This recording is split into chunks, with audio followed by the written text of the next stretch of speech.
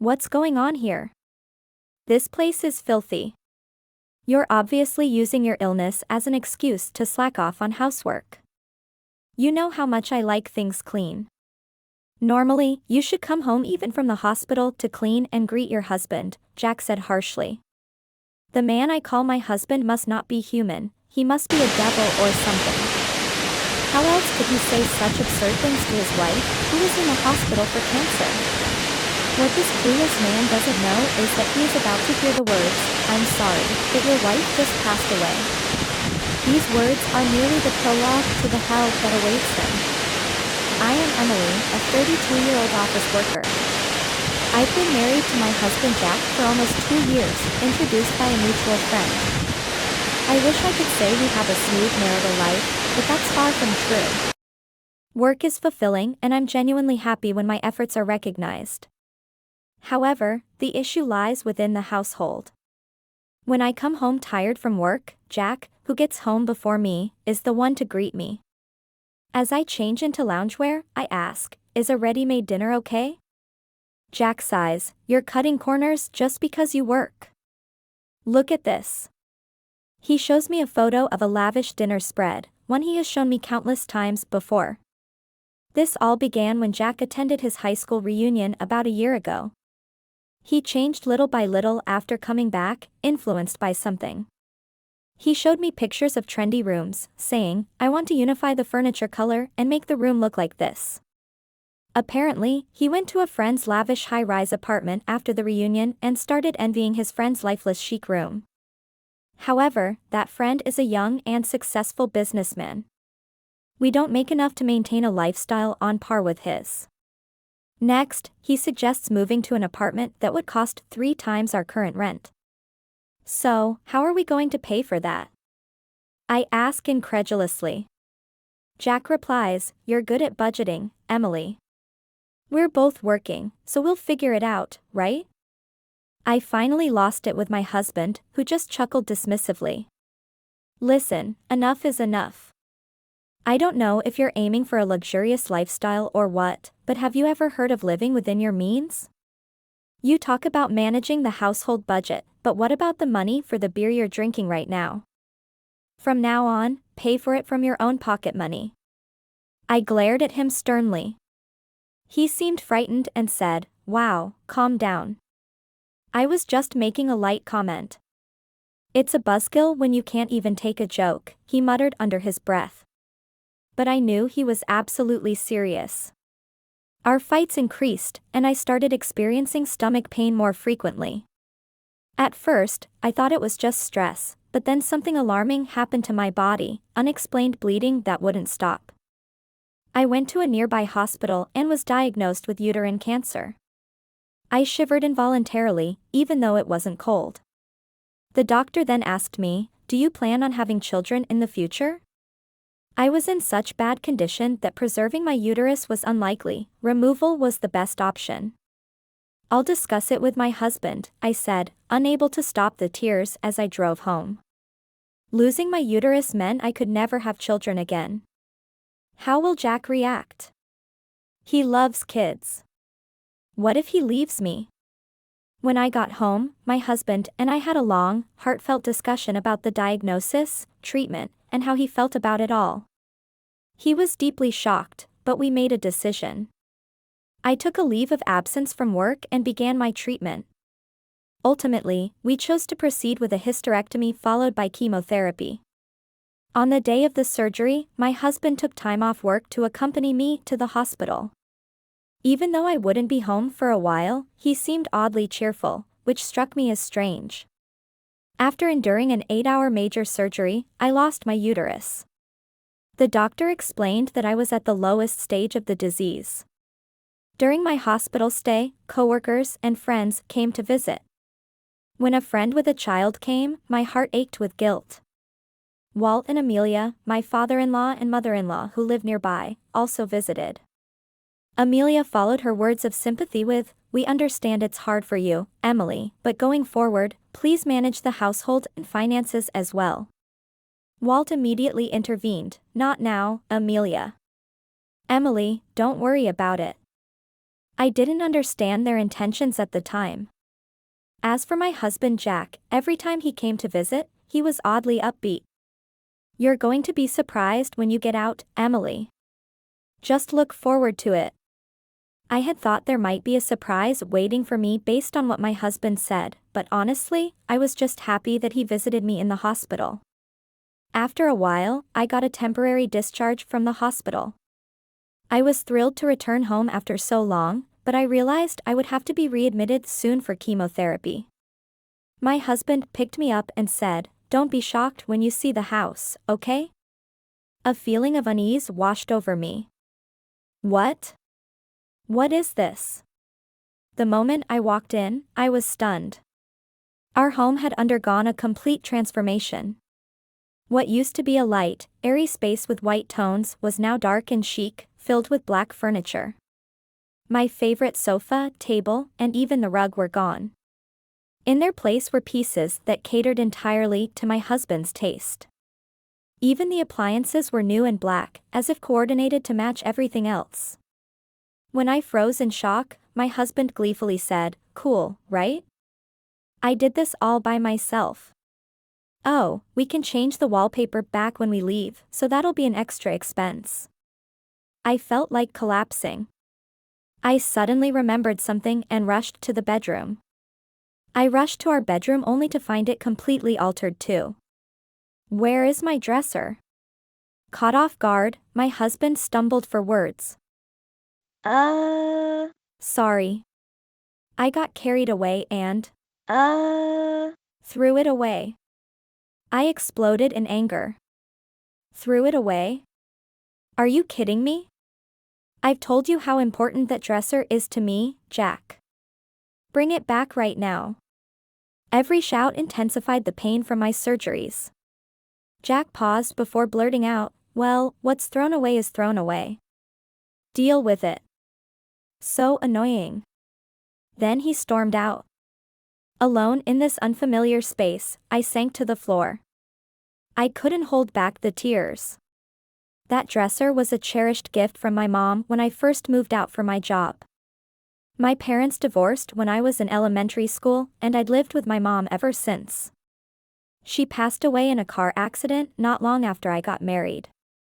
That dresser was irreplaceable to me, and I had told Jack many times.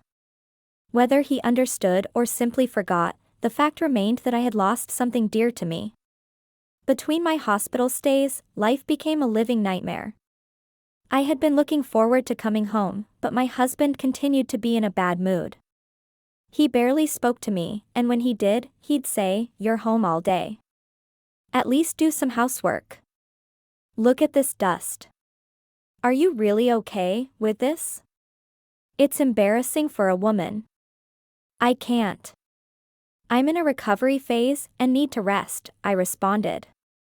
"How about you do some things for yourself for once? You only clean what's visible, Jack. You could at least clean the drain or the toilet sometimes." From the next day, my husband started to be passive-aggressive. He would deliberately avoid washing my clothes, and when he bought food, he'd eat it in front of me, flaunting it. Tired of his childish behavior, I relied on friends for groceries. On the day of my readmission, my husband didn't accompany me. I went to the hospital alone. The chemotherapy was more grueling than I had imagined. The nausea was one thing, but seeing my carefully maintained hair fall out was deeply unsettling. Shortly after my admission, my husband left for an extended business trip. I thought he might call to check on me, but he never did. One day, my mobile phone started ringing repeatedly. By this point, I had no energy to talk to my husband. Just as I was hesitating to pick up, he called the hospital. Switching the call to speaker, I heard him yell, "What the hell is this? The house is a mess. You're obviously just using your illness as an excuse to avoid housework. I like a clean house. You should be welcoming me home by cleaning." Even the nurse who handed me the phone looked distressed. To my surprise, it wasn't me who responded to my husband's ridiculous words. "Unfortunately, your wife has just..." "What?" She just finished her discharge briefing and is about to handle some paperwork. Amelia grabbed my hand, her eyes filled with tears. The dresser? He threw away that dresser from Mom? Jack will pay for this. Amelia became very emotional. In fact, Amelia and I had an awkward start, but during a visit to her family home, I had admired a beautiful chest. It's lovely, I commented. Amelia beamed. Actually, this chest was passed down from my grandmother to Mom and from Mom to me. When I told her about my cherished dresser, she responded, "That's so wonderful. Keep it close. I don't have a daughter, so if you want, this chest is yours." I was really happy when she told me that. I have no intention of continuing as a couple with Jack. Think about it, if the roles were reversed, I'd want to slap you right now, Jack, now yelling, responded. Divorce is extreme. You should be grateful I made that room stylish. I have to live in a room that's not even to my taste, I shot back. It's way too dark. Do you realize how depressing that is? Also, didn't you plan to use our joint savings for it but couldn't because it's in my name, so you had to borrow from your parents? It seemed that I was right. Jack's face turned bright red, and he was speechless. We had a dual income arrangement. Living expenses went into an account in Jack's name, while savings went into an account in my name. The primary purpose of those savings was for when we had a child. It seemed like when I got cancer, Jack thought, we can't have kids anyway, might as well use that money for whatever I want. I was heartbroken by the situation. Can't you see how much I cherish Emily? How can you even talk about divorce? This is unfair. I looked at my sobbing husband with cold eyes. That's when Amelia, who was sitting next to me, chimed in. Someone who really cares wouldn't say such awful things. It's no big deal if the house gets dusty when no one's there. Walt and I were right there when you made that ridiculous call to the hospital. We were so disappointed we could cry. Walt's face was flushed red, staring down my husband. It was a relief to have reasonable people on my side. I've finished my treatments, but that doesn't mean I won't relax, Jack. You don't even seem to care about my well-being, let alone my hair loss and frail body. All you care about is saving your own skin. That's why this isn't working. I've supported you, Jack, but who's going to support me? My husband lowered his gaze and said nothing more. After that, we finalized our divorce. Thanks to Walt and Amelia's intervention, Jack wasn't pleased, but the division of assets went largely in my favor. Reluctantly, Jack repaid the money he had borrowed from Walt and Amelia. I was shocked to learn it was a whopping $10,000. Turns out Jack couldn't afford to keep the apartment we'd been so particular about, and he had to move out. The floors were scratched from dragging furniture, and there were even holes in the walls. Even worse, it turned out he had replaced the wallpaper without permission. He insisted these damages were there when we moved in but backed down when the management company produced moving photos.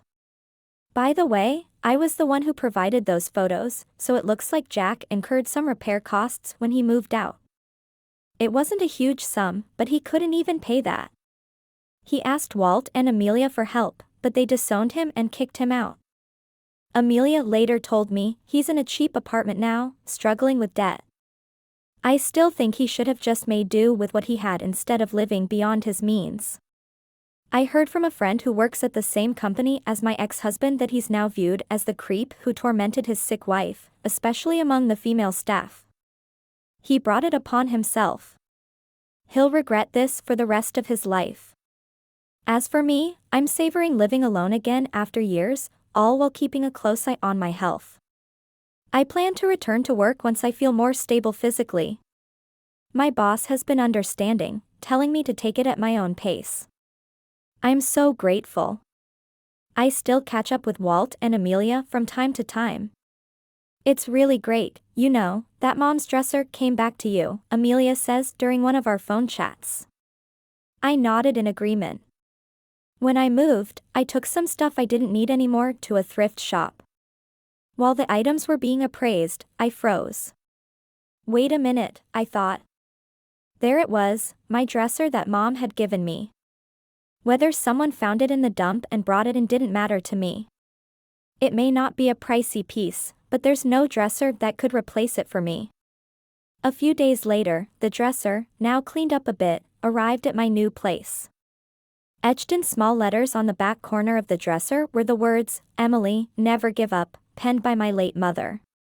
Life has its ups and downs, but remembering Mom's words has kept me pushing through, and that's not going to change. By the way, today's your birthday, isn't it? Already 56, huh? Still not giving up on marriage even at this age. How about you?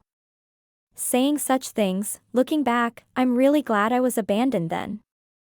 If I had stayed with a man like that, I would never have achieved the happiness I have now. I am Stasa, 56 years old. This was 27 years ago. It was the story of my 9th year at the company I joined after graduating from university. My job was as a receptionist at the company, handling visitors. Nice to meet you. I'm Victor Adams.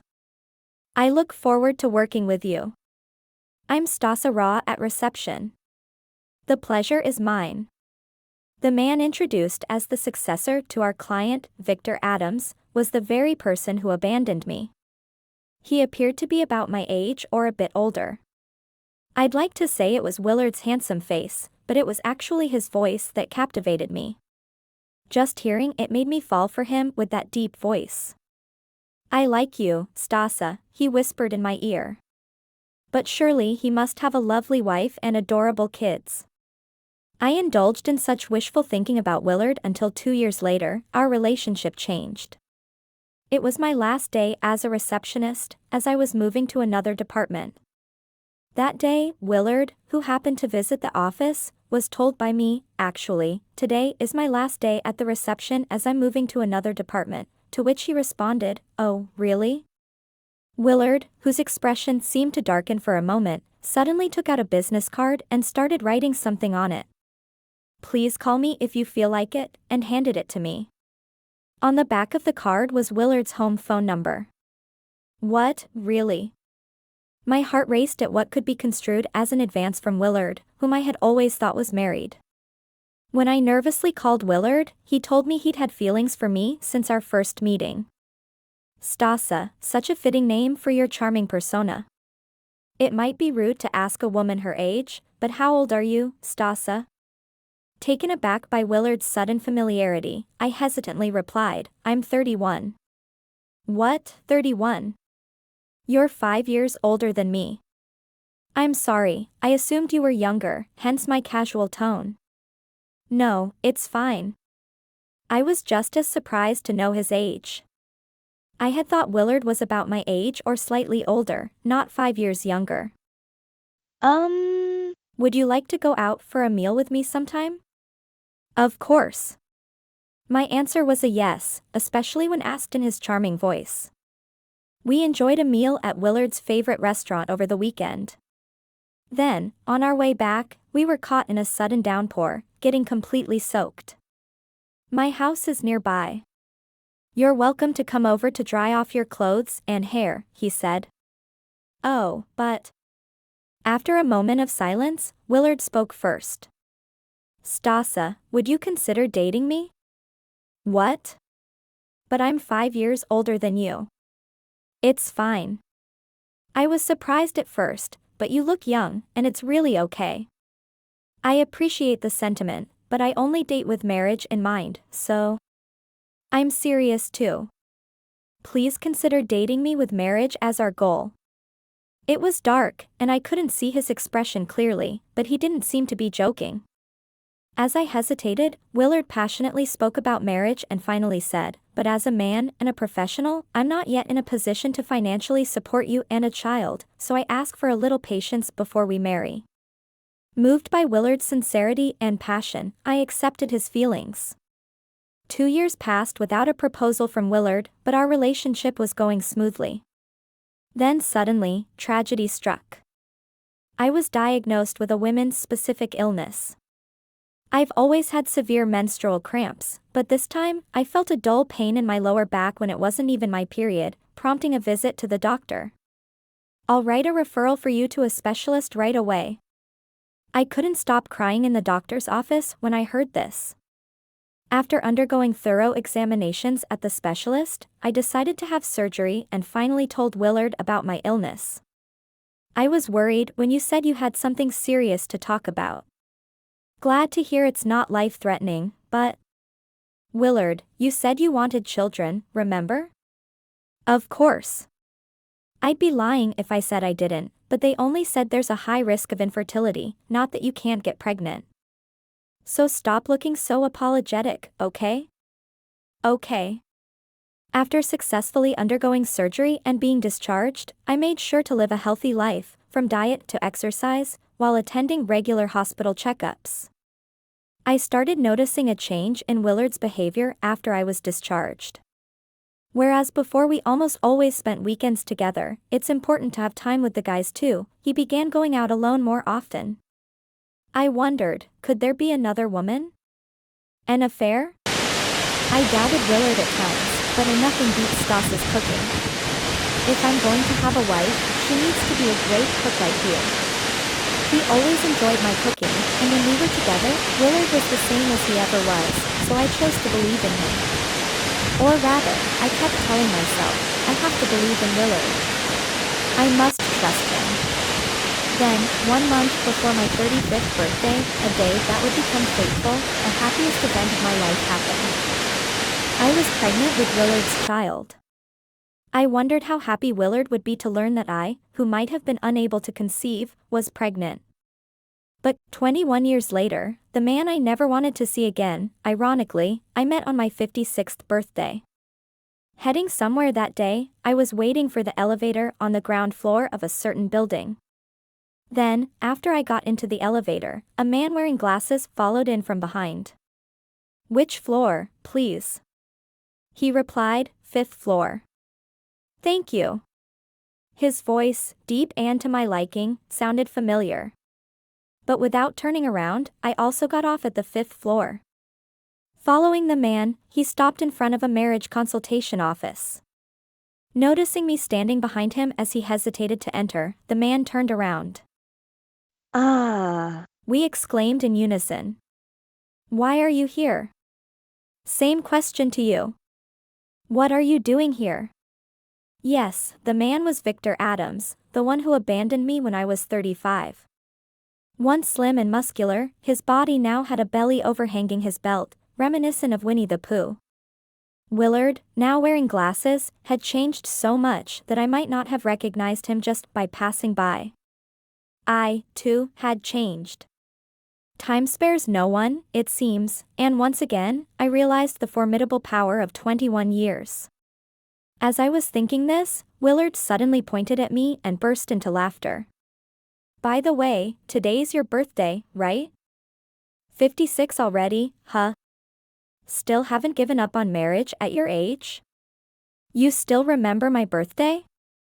If I'm old at 56, then at 51, you're old too, aren't you?" "What are you talking about? I'm only 51. You round up, and you're practically 60. More importantly, why are you here? Aren't you supposed to be married? Did you get divorced?" Yeah. She couldn't cook or even do laundry. Washed vegetables with dish soap. I married her because she was young and cute, but not being able to do household chores is unacceptable, so I decided to cut my losses. What about the child? Wasn't she pregnant? Child? She miscarried soon after. Looking back, I should have taken the child from you at that time. What? After all this time? Even if I had given birth then, I would never have handed my child over to you. But by the way, Willard, do you have a reservation? This place is by appointment only. What reservation? I just passed by and saw the sign, thought I'd drop in to kill time. No need for a reservation, right? Was it age or something else? With Willard himself, he had become surprisingly rude. I didn't want to spend another minute with such a man. I thought about how to get rid of him, but then it struck me. Could this be an opportunity? Yes, it must be a chance given by fate to settle a 21-year-old grudge. I abandoned the idea of driving him away and smiled at Willard. I'm going to the restroom. Please go ahead inside. Pretending to go to the bathroom, I sent a message on WhatsApp to someone. Then, entering the consultation office, I listened to the voices in the private rooms. Well, I'm not in a hurry to get married, but just killing time. Mr. Gibbons, our clients are all serious about marriage. If you're just here to joke around, please leave. I'm sorry. I'm not joking. I'm serious about. Where did his earlier bravado go? Maybe he was nervous in front of a young woman. Hearing the now apologetic voice of Willard, I almost burst out laughing. In that case, Mr. Gibbons, could you tell us your indispensable criteria for a marriage partner? Well, I'd like someone in her early 20s, petite, good at cooking, and healthy enough to have children. And she should be sociable and intelligent, quick thinking. That's my ideal. Excuse me?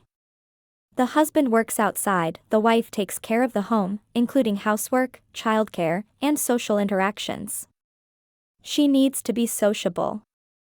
Also, I'm the eldest son, so I'd prefer someone willing to live with my parents.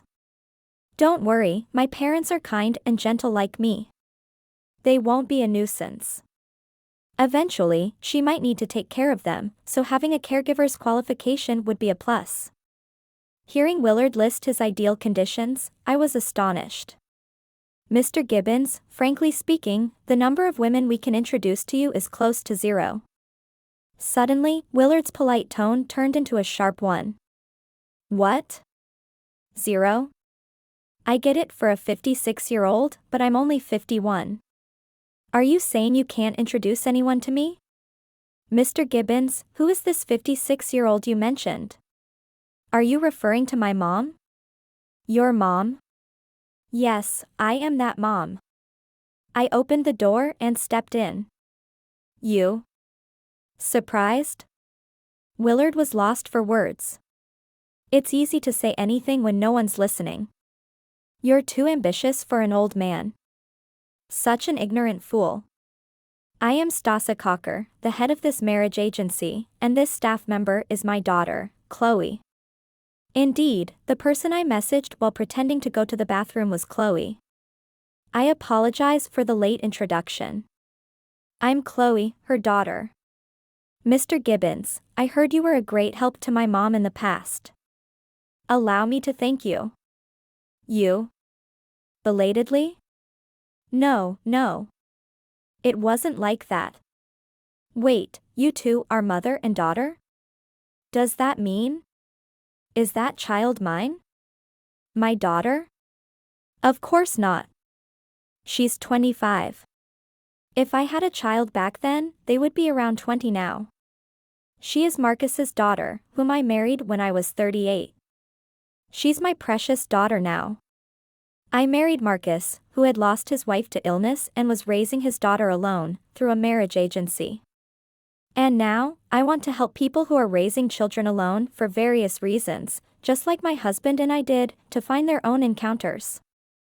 I want to make the concept of meeting someone feel more accessible and closer to the heart.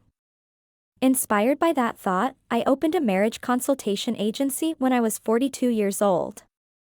Thanks to being abandoned by you 21 years ago, I found a happy family and a fulfilling job. Thank you very much. What? I never wanted to see you again, but being able to thank you like this clears my heart. But please never show yourself to me again. What? Never show my face again? I don't want to see yours ever again either. Chloe then spoke to Willard, who was glaring at me. Then, Mr. Gibbons, it seems we weren't meant to work together. Could you please leave now? I would have left even if you hadn't said that. We wish you luck and hope you find a suitable match. The exit is that way. Please take care. As Chloe politely guided him, mocking me, mother and daughter together, frustrated, Willard threw his paper coffee cup against the wall. However, the paper cup was empty. Having been drained of its contents, it fell to the floor, making a faint, pitiless sound. He then lifted the chair he was sitting on. I immediately instructed Chloe, call the police. No, call Marcus directly. There's a man causing a scene, right? Dad will come quickly. As Chloe was about to call, wait, your husband is a cop? Fine, I won't do anything. I'm leaving. Just don't call. Rushing to leave, Willard headed in the wrong direction. That's the bathroom. The exit is over there. As Chloe just said, it's a confusing layout. It's all a nuisance. He kicked a nearby potted plant and limped out of the room. Take care. Chloe and I waved him off with smiles. Mom, it was really a good thing you broke up with him. And he even thought Dad was a cop. Really, he's so clueless. My husband Marcus isn't a police officer but owns a security company. An avid rugby player since high school, Marcus could easily handle Willard. Let's go home early for your birthday celebration tonight. Yes, let's. As for Victor Adams, who fled our marriage agency, after that, he seemed to have gone to another marriage consultation agency but was quickly expelled for causing trouble. And the same thing happened at the next agency he visited. Eventually, Willard was labeled a dangerous person by the marriage agency industry in the area and was banned from entering. He caused a major scene at one of the agencies that rejected him. I heard from a colleague that he was detained and taken away by the police, who responded to a call about his behavior. Meanwhile, I celebrated my 56th birthday with my family. Really, both Etha and Dad, a father and son who both hate tomatoes. Sis can't help it. I take after Dad. Come to think of it, you've recently started to look more like Dad, haven't you? Now you too, Mom. It's normal for a family to resemble each other, right? That's true. This Etha, who Chloe and I were teasing, is the child who was in my womb 21 years ago. I told Etha about his biological father when he turned 20. I am who I am today because of that man, but I don't want to meet or even think about the guy who abandoned Mom and me. My dad is my only dad, and my family is Dad, Mom, and Sis. Etha said this to me. If Willard ends up leading a bachelor's life forever, that would be his own fault. It's none of my concern. However, for Etha, he is a blood-related father. That's an undeniable fact. For Etha's sake, I hope Willard can lead a decent life. Etha and I have plans, so we'll be heading out first. Huh? I don't have any plans though. You really are clueless. Come on, let's go. Okay. You two enjoy the rest of your time. Thanks to Chloe and Etha's consideration, I walked along the coast shoulder to shoulder with my husband Marcus. The sea breeze felt pleasant on my cheeks. Stasa, thank you for being with me, and please continue to be with me. Likewise, thank you.